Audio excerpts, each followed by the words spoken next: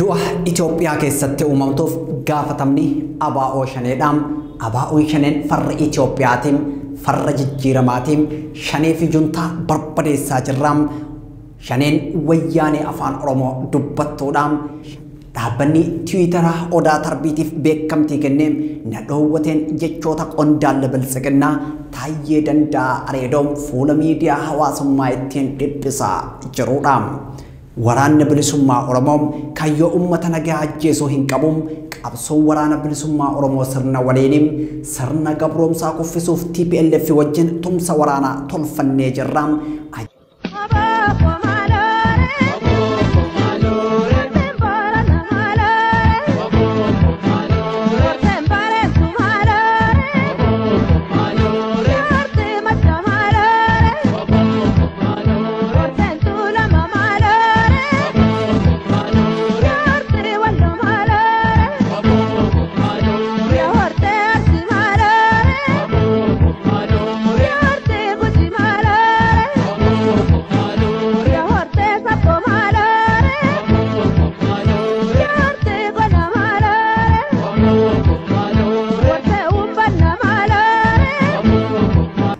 Lammiilee nagaa irratti raawwatamuuf qaamoleen idil addunyaa qorachuu danda'uun Itoophiyaa raafneem dhadhaa Oromoo ta'uu baafnaan jechoota waraanni bilisummaa Oromoo dubbatuudha.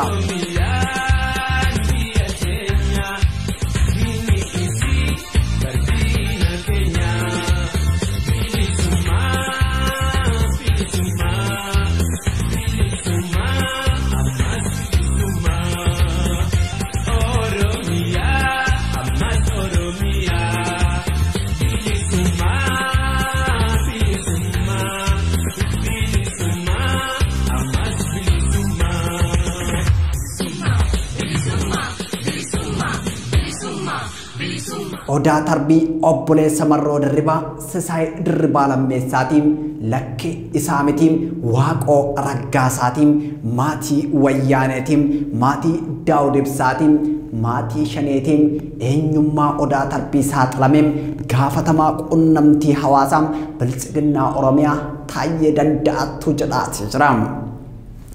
Eenyummaan koo bilisiqinnaaf ajandaa yoo ta'eeyyuu nuuf ajandaa ta'uu hin qabuun ummanni keenya gidiraa hamaa keessa jiraam jajjabeen keenya qabsoo hadhooytuu geggeesseem kufee kuffisaa jiraam qabsoo irratti hafuulleeffannoon deebii dubbii himaa idil addunyaa waraana bilisummaa Oromoo qabsaa odaa tarbiitiim.